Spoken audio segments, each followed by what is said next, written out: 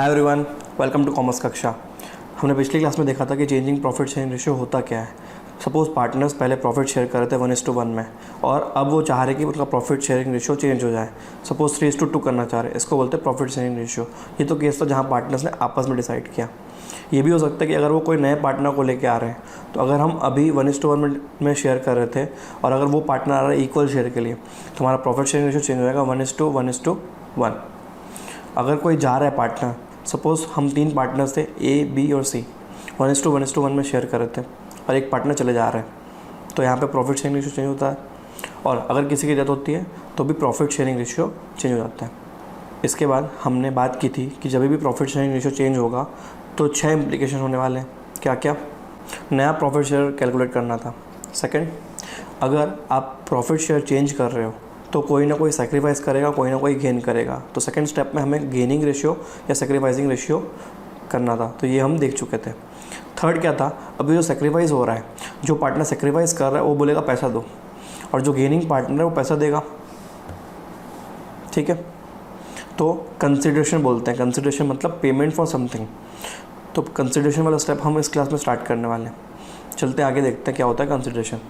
देखो, अगर कोई पार्टनर सेक्रीफाइस कर रहा है तो वो गेनिंग पार्टनर से डेफिनेटली पैसा मांगने वाला है। Definitely he will ask for money. This money is called consideration. Consideration. अब देखिए इसका कैलकुलेशन कैसे होगा, सोचिए। देखिए, जो उसका लॉस हो रहा है वही पैसा उसको मिलेगा। उसका लॉस क्या हो रहा है? अगर आज मैं प्रॉफिट 50% ले रहा हूँ और फ्यूचर में अगर मेरा 40% हो रहा है, तो ये 10% का जो प्रॉफिट सेक्रीफाइस कर रहा हूँ, प्रॉफिट का शेयर, ये जो 10% प्रॉफिट का शेयर सेक्रीफाइस कर रहा हूँ, ये तो मेरा लॉस है। मतलब फ्यूचर के प्रॉफिट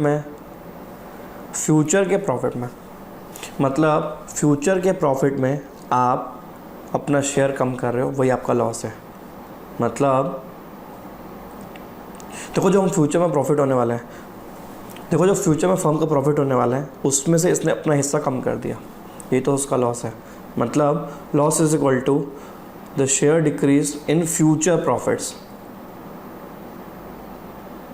ठीक है, अगर मान लो मेरा फ्यूचर में 10 लाख प्रॉफिट होने वाला है अगले साल, और मैंने 10% शेयर अपना सेक्रीफाइस किया है, तो मेरा लॉस एक्चुअली में कितना है?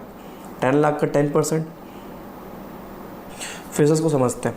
अगर मेरा नेक्स्ट ईयर प्रॉफिट 10 लाख है और मेरा शेयर 50 से 40 हो गया, तो मेरा सेक्रीफाइस 10% का है, तो मेरा जो लॉस है 10 लाख का 10% है।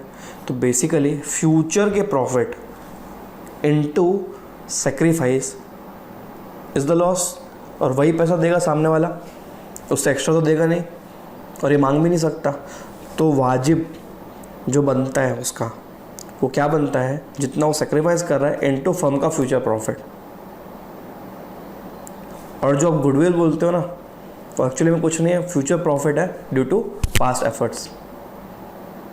Goodwill is future profit due to past efforts.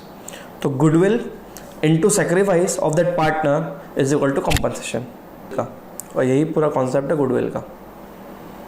मतलब गुडविल के बेसिस पे आप कंपनसेशन कैलकुलेट करने वाले हो। समझ में आया कि नालायक हो? देख लो आप। चेंज इन पैसा मॉड्यूल पे चलते हैं।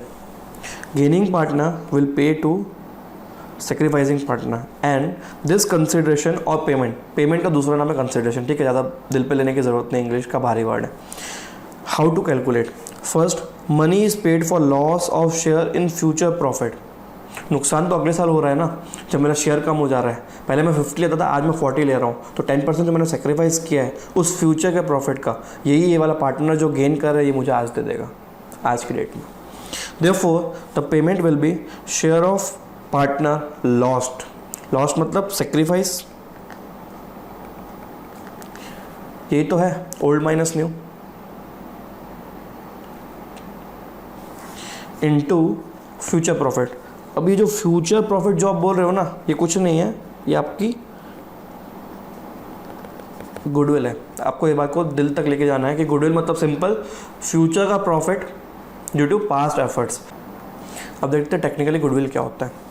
Goodwill future benefits due to past efforts, पुराने एफर्ट से आपको जो आज का और फ्यूचर का प्रॉफिट होने वाला है। नेक्स्ट ऑल्सो बेनिफिट और एडवांटेज, गुडविल एक बेनिफिट है और एडवांटेज है ऑफ गुड नेम, अच्छा नाम, reputation, connection of business. Also attractive force, ये एक ऐसी अट्रैक्टिव फोर्स है विच ब्रिंग्स इन कस्टमर्स। आपका अगर व्यवहार अच्छा अपने कस्टमर्स के साथ, आप एक अच्छी सर्विस देते हो, आप सेल्स के बाद भी सर्विस बहुत अच्छी दे रहे हो, तो इसको बोलते हैं गुड रेप्यूटेशन, गुड सर्विस। तो इसके कारण कस्टमर वापस आता है, तो ये आपकी अट्रैक्टिव फोर्स है। कंसिडर्ड एज इनटेंजिबल एसेट, देखो ये एक एसेट है बिकॉज इससे हमको कुछ बेनिफिट मिल रहा है। दूसरा इंटेंजिबल, मतलब इसको आप टच नहीं कर सकते हो, it is a qualitative asset, quality है, आप फील कर सकते हो। टाइप्स ऑफ गुडविल, देखो दो टाइप की गुडविल होती है, एक होती है परचेज गुडविल और दूसरी होती है इंटरनली जनरेटेड या self generated goodwill. Purchase goodwill कब होगी?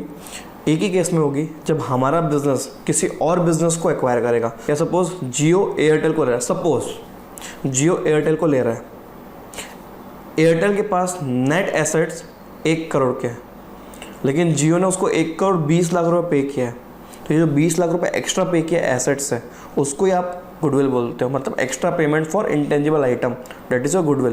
परचेज गुडविल यही होती है। सेल्फ जनरेटेड गुडविल, देखो इसको बुक्स में लेना नहीं है। सेल्फ जनरेटेड गुडविल मतलब हमने बिजनेस स्टार्ट किया, हम चलाते जा रहे हैं, गुडविल अर्न करते जा रहे हैं, जैसे जैसे बिजनेस बढ़ रहा है वैसे वैसे गुडविल भी हमारी मार्केट में बढ़ रही है। और एक और बात आप समझ लेना कि गुडविल की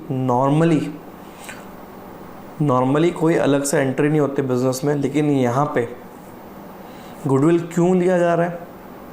कैलकुलेशन करने के लिए कि सामने वाले का लॉस कितना हुआ, अगले ने अपना शेयर छोड़ा है तो उसके लॉस के लिए बात कर रहे हैं हम। हाउ टू वैल्यू गुडविल, देखो गुडविल कैलकुलेट करने के टोटल 3 मेथड है। फर्स्ट एवरेज प्रॉफिट मेथड, बचपन में याद है हम एवरेज कैलकुलेट करते थे, अगर 10 आइटम दिए होते थे 1 + 5 + 9 + 8 + 10 + whatever divided by number of items which is 10। ठीक, इस मेथड को हम यहाँ पे अप्लाई करेंगे। नेक्स्ट सुपर प्रॉफिट मेथड, हम दूसरों से एक्स्ट्रा कितना कमा रहे उसके बेसिस पे हम जज करेंगे गुडविल कैसे कैलकुलेट की जा रही है। नेक्स्ट कैपिटलाइजेशन मेथड, देखो कैपिटलाइजेशन मेथड समझना बहुत इजी है, एक बार इसका फ्लेवर लेते हैं। होता क्या है, देखो पूरे मार्केट में पेंट की सिर्फ 2 दुकान है, एक आपकी और एक मेरी। ठीक, आपका और मेरा प्रॉफिट भी सेम है, हम दोनों 1-1 लाख रुपए प्रॉफिट कमा रहे साल में, लेकिन मैंने अपने बिजनेस में 8 लाख रुपए इन्वेस्ट करके रखा है और आप अपने बिजनेस में 10 लाख रुपए इन्वेस्ट किए हो। फिर से रिवाइज करवा रहा हूँ, आपका 10 लाख इन्वेस्टेड है, मेरा 8 लाख इन्वेस्टेड है, मतलब मेरा कम इन्वेस्टेड 2 लाख रुपए, फिर भी हम प्रॉफिट सेम कमा रहे हैं, तो मैं कुछ तो अच्छा कर रहा हूँ। ये जो मैंने जितना कम कैपिटल इन्वेस्ट किया बिजनेस में, फिर भी मैं प्रॉफिट आपके जितना कमा रहा हूँ, तो कुछ अच्छा कर रहा हूँ, या मेरी मार्केट में गुडविल है इसीलिए। तो ये 3 तरीके हैं जिसको हम यूज़ करें गुडविल की वैल्यू कैलकुलेट करने में। और जो गुडविल की वैल्यू आएगी वो पूरे फर्म की होगी, उसमें से हम सेक्रीफाइसिंग रेशियो मल्टीप्लाई करेंगे तो उस पर्टिकुलर पार्टनर का शेयर आ जाएगा। अगर दो ने सेक्रीफाइस किया है तो दोनों को मल्टीप्लाई करो और उतना अगले का गेन है उससे ले लो पैसा और उनको दे दो जिनका सेक्रीफाइस हो रहा है। अब जिनसे पैसा ले रहे हो उसको डेबिट करेंगे और जिनको देना है उनको क्रेडिट करेंगे। आई होप आपको कुछ ना कुछ समझ में आ चुका होगा और आप नालायक नहीं हो। फ्यूचर प्रॉफिट और goodwill will be valued bye 3 methods. First is average profit method, second is super profit method and third is capitalised method. अब देखो क्वेश्चन में आपको दिया रहेगा कि कौन सा मेथड अप्लाई करना है, या तो आप एवरेज प्रॉफिट अप्लाई करोगे, या तो सुपर प्रॉफिट, या तो कैपिटलाइजेशन मेथड अप्लाई करोगे, तीनों में से कोई भी एक। मल्टीप्लाई करना है number of year of estimation. अब ये क्या आइटम है सर? देखो नंबर ऑफ ईयर एस्टिमेशन मतलब जो हम ये एस्टिमेशन लगा रहे हैं एवरेज प्रॉफिट का, सुपर प्रॉफिट का, कैपिटलाइजेशन मेथड का, वो कितने साल तक उतना चलेगा। मतलब ये जो पार्टनर है ये अपना लॉस कितने साल तक एस्टिमेटेड बेसिस पे बियर करने वाला है।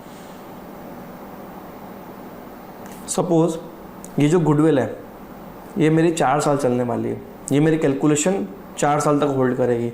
तो हमारा जो भी आंसर आएगा as per average profit, super profit या कैपिटलाइजेशन मेथड हम मल्टीप्लाई कर देंगे, सिंपल।